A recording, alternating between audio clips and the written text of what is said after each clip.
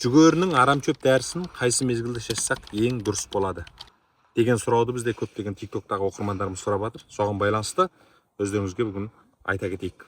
Біздің тұрған орнымыз Жамбыл облысы Қордай ауданы. Мына егілген жүгөріміз болса, биылғы біздің сатылымдағы HI 187 деген тұқым. Енді ондай болса, жүгөрінің шөп дәрісін 3-те толық ашылған жапырақ, 3-те 5 жапырақ мезгілінде шашсақ болады. Енді толық ашылған жапырақ қандай деген кезде қараңыздар.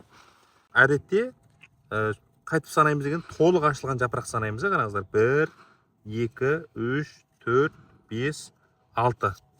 Мына жерген 6 жапырақ мезгіл дейміз. Қараңыз, мына жапырақтың жағасы, яғни толық ашылып болған жағасы көрінген жапырақ санына дейін санаймыз. Яғни 6 жапырақ мезгілі. Бұл жүгөріміз қазір шөп дәрінің шашу мезгілінен өтіп кетті. Сондықтан әдетте осы сияқты толық ашылған жапырақтың саны 3-те 5 жапырақ мезгілі болған кезде осы аралықта шөп дәрі шашсақ, біздің шөп дәрінің бағанағы өнімділігі ең жақсы болады, жүгөріге деген зияны ең аз болады. Сондықтан осы мезгілді мықтап ұстап дәрі шашу керек.